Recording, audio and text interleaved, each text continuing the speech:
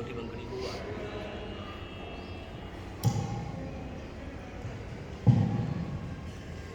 यशोदानंद भगवान की जय, बाल कृष्णलाल की जय, लक्ष्मी मैया की जय, शिवांगे बिहारी लाल की जय, श्री राघवेंद्र सरकार की जय, पवन सुत हनुमत लाल की जय, जय जय श्री राधे जय जय श्री राधे जय जय श्री राधे श्याम।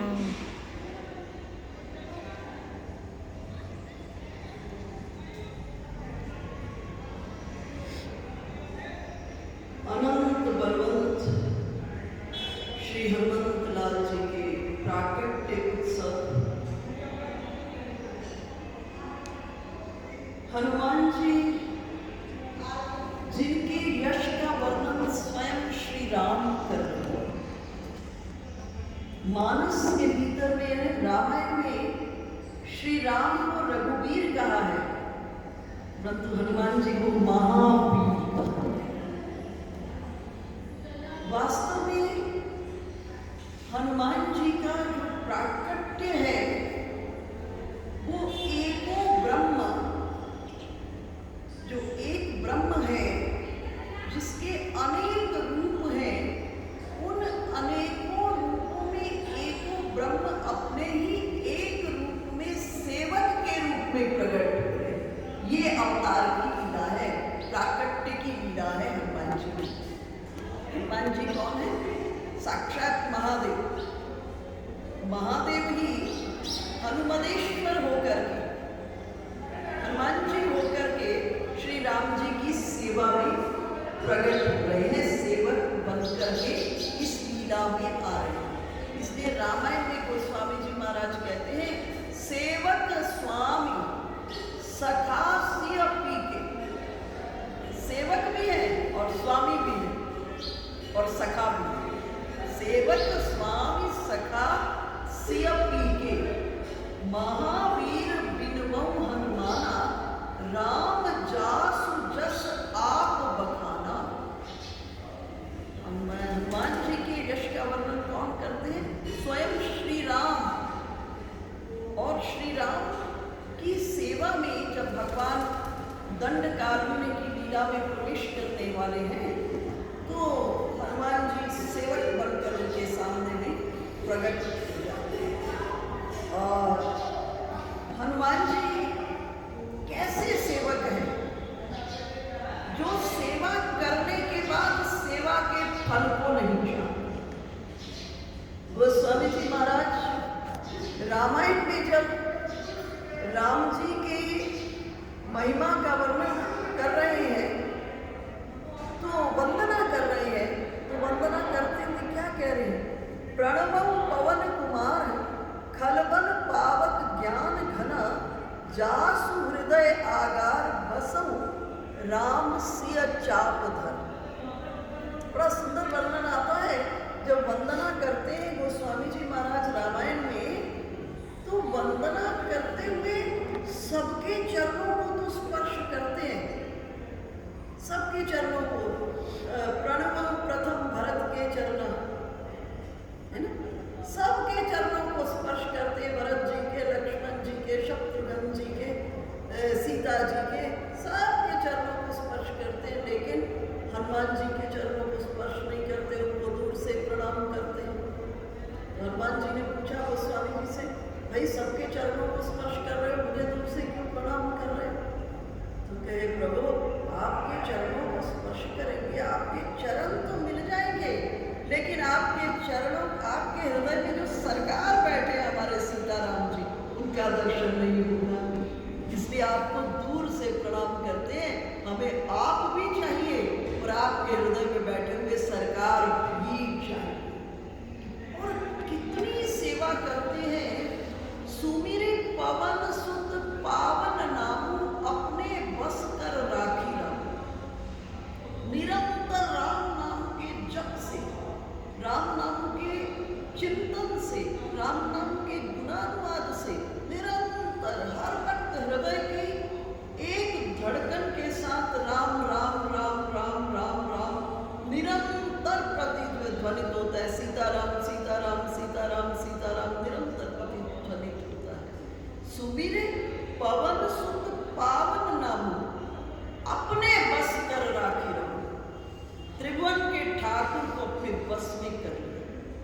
और श्री राम क्या बोल उठे? श्री राम बोल उठे, धनिक सो पत्र लिखा। सुनो हनुमान, अब तुम धनी हो गए और मैं तुम्हारा कर्जदार हूं। अब भगवान विचार किए कि मैं अकेला अगर हनुमान का कर्जदार हुआ तो परिवार में मतभेद हो जाएगा। परिवार में सबको हनुमान का कर्जदार होना चाहिए। और जिस समय हनुमान जी पहुंचे जिस समय हनुमान जी सीता जी के पास पहुंचे और जाकर मुद्रिका दिए तो सीता जी कर्जदार हनुमान जी। अब भगवान विचार किए हम दो तो कर्जदार हो गए हनुमान जी, लेकिन अब ये जो तीसरा लक्ष्मण बचा है इसको भी हनुमान जी का कर्जदार होना चाहिए। और जब लक्ष्मण जी को शक्ति लगती है और हनुमान जी संजीवनी बूटी लेकर के आते हैं, तब लक्ष्मण जी भी पुनः जब चेतन अवस्था को इच्छा से उपराम होते स्वस्थ होते हैं तो लक्ष्मण जी भी हनुमान जी के कर्जदार। सोचे प्रभु, हम तीन तो जो वन में रहने वाले थे वो तो हो गए हनुमान के कर्जदार, लेकिन अभी अयोध्यावासी बचे हैं। अगर ये हनुमान के कर्जदार नहीं हुए तो परिवार में मतभेद रहेगा। तो जब 14 वर्ष के वनवास की अवधि में एक दिन बचा था, सिर्फ एक दिन बचा था, और अयोध्यावासियों में के और विशेषकर भरत लाल जी का उस समय एक एक क्षण एक एक युग के समान बीत रहा था। और उस समय समाचार देने के लिए, प्रभु के आगमन का समाचार देने के लिए हनुमान जी ब्राह्मण के वेश में पहुंचे और प्रभु के आगमन का समाचार दिए और सभी के सभी अयोध्यावासी भी हनुमान जी के कर्जदार हो गए। तो अनंत बलवंत हनुमंत लाल जी ये कर्नाटक में जो पंपा सरोवर है, शबरी जहाँ, वहीं किष्किंधा पंपा सरोवर जहाँ शबरी का भी है, उसी ऊपर में जो पर्वत है वहाँ पर हनुमान जी का प्राकट्य हुआ।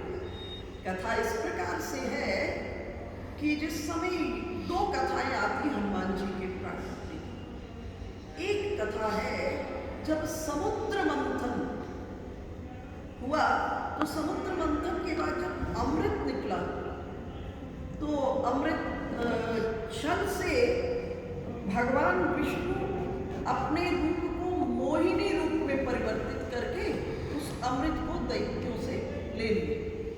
तो जब भगवान विष्णु के पास जब अमृत का कलश दैत्यों के पास चला गया तो देवता उदास होकर विष्णु भगवान के पास पहुंचे। तो विष्णु भगवान ने कहा, सुनो देवता, अब बल से काम नहीं चलने वाला, अब बुद्धि से काम चलेगा। दैत्य बल में तुमसे ज्यादा बली है और बुद्धि से काम चलेगा। और विष्णु भगवान स्वरूपानुसंधान की मोहिनी रूप में, स्त्री के मोहिनी रूप, किसी के भी मन को मोहित करने वाला मोहिनी रूप, और इस रूप को महादेव ने देखा और महादेव इस रूप को देखकर पीछे पीछे दौड़ने लगे।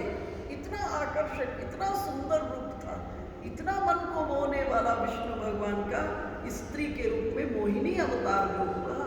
तो जब देखा तो दौड़ने लगे पीछे उनके, और जब उनके पीछे दौड़ रहे थे तो उनका वीर्य स्खलित हुआ। उस वीर्य को ऋषियों ने पत्तों पर स्थापित करके अंजनी के कान के माध्यम से गर्भ में स्थापित कर दिया, जिससे हनुमान जी का प्रादुर्भाव हुआ। एक अवतार की कथा ये आती है। एक अवतार की कथा उनकी आती है कि जिस समय महाराज दशरथ ने यज्ञ किया, श्रृंगी ऋषि को बुलवाया, वशिष्ठ जी को कहा, प्रभु गुरुदेव पुत्रेष्ठ यज्ञ कराए। तो वशिष्ठ जी ने पुत्रेष्ठ यज्ञ किया श्रृंगी ऋषि को बुलाकर, और यज्ञोपरांत यज्ञ की पूर्णता के सूचक में अग्निदेव स्वयं अपने हाथ में प्रसाद लेकर खीर का आए और वशिष्ठ जी को दिए, और वशिष्ठ जी महाराज दशरथ को दिए। और महाराज दशरथ क्या किए, उस प्रसाद के दो भाग कर दिए। आधा भाग सुमित्रा जी को दे दिया और जो आधा भाग बचा फिर उसके दो भाग कर दिए।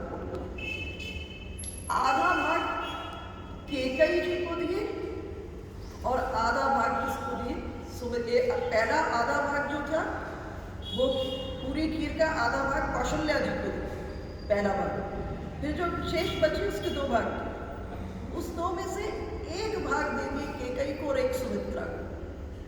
जब दे दिए उसी समय आकाश से एक सेन नाम का पक्षी आया, बाज आया और सुमित्रा जी के हाथ की खीर को उठाया, दोने में जो खीर थी उसको उठाया और चल दिया आकाश में।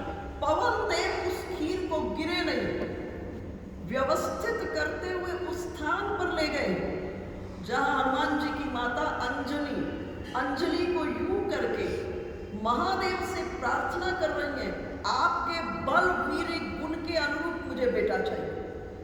और पवन देव ने व्यवस्थित करके खीर को अंजनी की अंजलि में गिरा दिया। इसलिए हनुमान जी को क्या कहते हैं, पवन पुत्र, क्योंकि पवन देव उस खीर को व्यवस्थित करके गिरे नहीं इधर उधर, ये प्रसाद जो है वो अंजनी की अंजलि में गिरा दिया। और अंजनी उस समय महादेव से प्रार्थना कर रही है कि मुझे आपके बल वीर गुण के अनुरूप बेटा चाहिए। और जैसे ही नेत्र खीर गिराया, नेत्र खोली, देखी प्रसाद और प्रसाद को ग्रहण की और अंजनी गर्भवती हुई और कालांतर में हनुमान जी की उत्पत्ति हुई। इसलिए इस देश में एक वर्ग ऐसा भी है जो हनुमान जी को श्री राम को 4 भाई नहीं 5 भाई थे, हनुमान जी को भी उनका भाई मानते हैं। और दूसरी कथा जो आध्यात्मिक तल पर है वो ये है कि एको ब्रह्म, रामायण को आपने देखा होगा, अगर अध्ययन किया है तो रामायण में जब सुंदर कांड में हम पहुंचते हैं ना, सुंदर कांड से पहले जितने कांड है कौन कौन से हुए, बाल कांड, अयोध्या कांड, अरण्य कांड, किष्किंधा कांड, इन 4 कांडों में वंदना किसकी हो रही है, पहले महादेव की हो रही है। सबसे पहले वंदना किसकी है, महादेव की हो रही है। लेकिन सुंदर कांड में पहुंचते ही वंदना का क्रम बदल जाता है। अब वंदना किनकी होने लगी, सबसे पहले राम जी की वंदना। क्यों, क्योंकि महादेव राम जी के सेवक बन करके आ गए। तो जब दंडकारण्य में प्रवेश करना था तो महादेव कैलाश पर भगवती को कहे, भगवती माँ पार्वती को कहे कि अब मेरे ही अभिन्न स्वरूप राघवेंद्र सरकार दंडकारण्य की लीला में प्रवेश करने जा रहे हैं और दंडकारण्य वन की लीला है। अब सहयोग में रावण का वध करना है, तो ऐसे समय में लीला पटल में मुझे सहयोग के लिए चलना है। और पार्वती जी के मुझे भी लेके चलो, तो बोले मैं कैसे लेके जाऊं, अरण्य है और इधर सेवा का कार्य है, बड़ा कठिन कार्य है। पार्वती जी ने कहा आपको मुझे लेकर चलना पड़ेगा। तो फिर बोले अच्छा किस रूप में ले जा सकता, तो फिर अपने रूप को बोले एक रूप में तुम चल सकती हो, मैं अपना रूप बानर के रूप में परिवर्तित कर देता हूँ, तो मेरी पूंछ बन जाएगा। तो पार्वती जी पूंछ के रूप में हनुमान जी की ये लीला, ये आध्यात्मिक इसका पक्ष है। इसलिए पूंछ को कितना मर्जी बढ़ा दिया, क्यों बढ़ा दिए, पूंछ कौन है, पार्वती जी कौन है, शक्ति है, तो शक्ति का कितना भी विस्तार हो सकता है, कितना भी विस्तार हो सकता है। और हनुमान जी की एक बड़ी विशेषता क्या है, हनुमान किसको कहते हैं, जो मान का हनन करे, हनन कहते हैं जो मान को खत्म करे, सो हनुमान, मतलब जो उनका दास्य भाव है, जो उनका सेवक भाव है, उस भाव पर जिसकी वृत्ति टिक जाएगी, हनुमान जी की वृत्ति। अगर राम जी को पाना है तो आप सिर्फ एक काम करिए, बड़ा सरल और सिद्ध उपाय है। हनुमान जी को सुंदर लाल वस्त्र की गद्दी बनाइए, बिठाइए और बिठा के उन्हें रोज राम कथा सुनाइए। रामचरित सुनिबे को रसिया, राम जी के चरित्र सुनने के रसिक हैं। अगर राम जी को पाना है तो इसका एक ही उपाय है, अगर अपनी कामना पूर्ण करनी है फिर हनुमान चालीसा का पाठ करो, है ना। एक उपनिषदों में ये प्रसंग आता है, किसी ने हनुमान जी से प्रश्न कर दिया, क्या प्रश्न कर दिया कि जीव को सकाम होना चाहिए कि निष्काम निष्काम रहना चाहिए। हनुमान जी ने कहा मेरे विचार से तो जीव को भगवान से कुछ नहीं मांगना चाहिए, परमात्मा से कुछ नहीं मांगना चाहिए। तो प्रश्नकर्ताओं ने कहा इसका मतलब आपके अनुसार जीव को निष्काम रहना चाहिए? हनुमान जी कहे मैं ये नहीं कह रहा हूँ जीव को निष्काम रहना चाहिए, मैं ये कह रहा हूँ जितने भी राम भक्त है, भगवान के भक्त हैं, मैंने एक संकल्प लिया है, वो अपनी कामना मेरे कान में कहते हैं, उन सब की कामना को पूर्ण करने का मैंने संकल्प लिया है। इसलिए आप हनुमान चालीसा में पढ़ते ना, तुम उपकार सुग्रीव ही कितना, राम मिलाए राजपद दिन्ना। और विभीषण को लंका का राज, सुग्रीव को राजपद का, राम जी पर भी सीता जी को मिला दिए, है ना। तो अष्ट सिद्धि नवनिधि के दाता, अष्ट सिद्धि नवनिधि के दाता। और हनुमान जी कली काल में, देखो राम राज्य का एक नियम था, क्या नियम था? जब तक पिता जीवित हो तब तक पुत्र की मृत्यु नहीं होती, पिता जीवित हो तो पुत्र की मृत्यु नहीं होती थी, ये राम राज्य का नियम था। और हनुमान जी कौन है? पवन पुत्र है, और पवन आज भी है पवन देव, इसलिए पवन पुत्र आज भी है। और सप्त चिरंजीवियों में भी है हनुमान जी, अश्वत्थामा बलिर्व्यासो हनुमांश्च विभीषण कृपा परशुरामश्च सप्तैत चिरंजीवी। तो सप्त चिरंजीवियों में से कली काल में कुछ चीजें अवश्य करनी चाहिए। एक हनुमंत जी की उपासना, हनुमान जी की उपासना, ये प्रत्येक व्यक्ति को करनी चाहिए अगर प्रभु की कृपा को प्राप्त करना है। हनुमान जी की शरण में प्रत्येक, क्योंकि हनुमान जी प्रकट रूप में, तुलसीदास जी को भी तो राम जी से किसने मिलाया? हनुमान जी ने ही तो मिलाया। कथा से आपको परिचित है कि नहीं? हनुमान जी रोज तुलसीदास जी रोज संध्या वंदन करके एक पेड़ के में, पीपल के पेड़ में जल डालते, उसमें एक प्रेत था, प्रेत प्रकट हो गया। प्रेत ने तुलसीदास जी को कहा जैसे तुमने मेरी प्यास को बुझाया, तो प्यासा था, तुमने मेरी प्यास को बुझाया है, वैसे ही कुछ मांगो तुम्हारी भी प्यास बुझा दो। तो तुलसीदास जी ने कहा भी हमारी तो एक ही प्यास है, राम जी से मिला दो।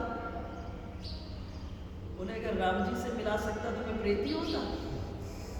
तो बोले फिर क्या कर सकते हो मेरे लिए? तो मैं ये बता सकता हूँ राम जी कैसे मिल सकते, मिला सकता हूँ, युक्ति बता सकता हूँ, करना आपको पड़ेगा, युक्ति बता सकता हूँ। तो इस जगह पूछे कैसे? बोले आप ऐसा करो, वहाँ जगह पर कथा है, वहाँ जो सबसे पहले कथा में आए और अपने रूप को छुपा के बैठे, और जो सबसे अंत में जाए तुम चरण पकड़ देना, अपने आप सब समझ आ जाएगा। तो तुलसीदास जी कथा में पहुंच गए, देखे अपने रूप को छुपाकर, रुग्ण कोड़ी का रूप बनाकर, कंबल लपेटे हुए एक कोने में जाकर के बैठे हुए। तुलसीदास जी भी जाकर के बैठ गए पास, भगाने लगे, जाओ जाओ जाओ, क्यों बैठे हो, हम रुक नहीं, जाओ जाओ जाओ। अरे भाई हमको कुछ नहीं होता, तुलसीदास जी कहते। अब कथा सारी हो गई, अब उन्होंने पहले ही बता दिया था जो जाए नहीं, अब जाके उनको छोड़े नहीं, तो जाओ कथा हो गई है, तो हमको कुछ काम नहीं, आप क्यों नहीं जा रहे हो? तो हमको भी कुछ काम नहीं है। अब आपने चरण पकड़ लिए, मैं आपके चरण नहीं छू। और भगवान लाल जी ने अपने स्वरूप को प्रकट कर अब चरण पकड़ करके कहे राम जी का दर्शन कर। तो राम जी के दर्शन गोस्वामी जी महाराज को भी किनकी कृपा से हुए? हनुमान जी की कृपा से। इसलिए रामचरित सुनिबे को रसिक, राम जी की कथा को सुनने के रसिक है। और उन हनुमंत, अनंत बलवंत हनुमंत लाल जी का जो प्राकट्य उत्सव है,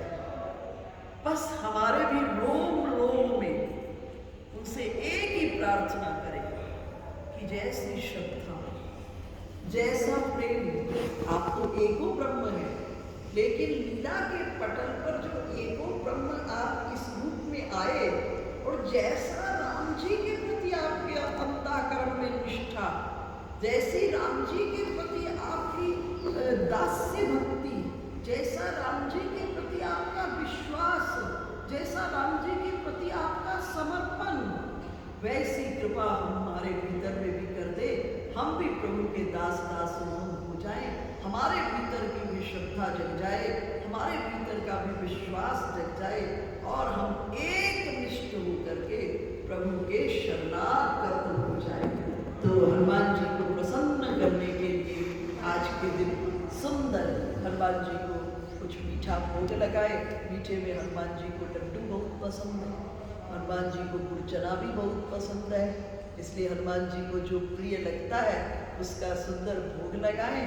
सुंदर हनुमान जी की विधिवत आज के दिन जिस स्वरूप में है उनको चोला इत्यादि सुंदर, क्योंकि अब देखिए प्रभु को प्रसन्न करने के लिए अपने रूप को ही केसरिया कर रहे, कितना बड़ा समर्पण, अपने रूप को ही केसरिया कर लिया। पूछे कि ये माँ ने क्या लगाया हुआ है, बोले प्रेम का प्रतीक है प्रभु के, तो पूरे शरीर में सिंदूर पोत करके आ गए। देखो, जिसको न रूप का आकर्षण, न देह के प्रति का आकर्षण, बस एक कि कैसे प्रभु सेवा से प्रसन्न हो, ऐसे हमारे अनंत हनुमंत लाल जी हैं, इनकी सेवा में हम आप लोग जाए। कली काल में प्रत्यक्ष हैं, आज भी भक्तों को दर्शन देते हैं, और भगवान तो वचन ही दे दिए थे कि जब तक इस सृष्टि के भीतर में जब तक ये सृष्टि रहेगी, और कली काल में सुनना हनुमान, मुझसे भी ज़्यादा लोग प्रेम आपसे करेंगे। इसलिए आप देखेंगे राम जी के मंदिर में भीड़ कम होगी, लेकिन हनुमान जी के मंदिर में बहुत भीड़ होगी। हनुमान जी भगवान वचन दिए हुए हैं, और जब जाने लगे थे ना भगवान धाम को, तो भगवान ने हनुमान जी को कहा चलो अब हम लीला समेट कर साकेत जा रहे, चलो। हनुमान जी ने कहा प्रभु आपकी कथा मिलेगी वहाँ, बोले कथा तो नहीं होगी, वहाँ तो हम ही होंगे। बोले फिर नहीं, जहाँ आपकी कथा नहीं है वहाँ नहीं मैं जाऊँगा। तो कहे कि जब तक इस सृष्टि में मेरी कथा रहेगी, तो आपकी कथा रहेगी, मैं यहाँ रहूँगा। तो भागवत जी में ये वर्णन आया है, आपने पढ़ा होगा कि भगवान ने अरिष्टनेमि नाम के गंधर्व को उनके साथ छोड़ पीछे पीछे, कि जब इनको कथा न सुनने को मिले तब इनको कथा सुनाना, जब कथा सुनने को न मिले तो इनको कथा सुनाना। इसलिए हनुमान जी एक रूप में होके अनंत रूपों में सृष्टि में जहाँ भी कथा हो रही है वहाँ अनंत रूपों में बैठ करके कथा को श्रवण करते हैं। तो ऐसे हमारे अनंत बलवंत हनुमंत लाल की कृपा सब भक्तों पर बनी रहे, हम सब पर बनी रहे, ऐसी कामना प्रभु से करते हैं। उनके चरणों में प्रणाम, कोटि कोटि वंदन, और आज खूब उनको मनाने के लिए सुंदर सुंदर भजन उत्सव इस भारतवर्ष में खूब आनंद हो। बोलिए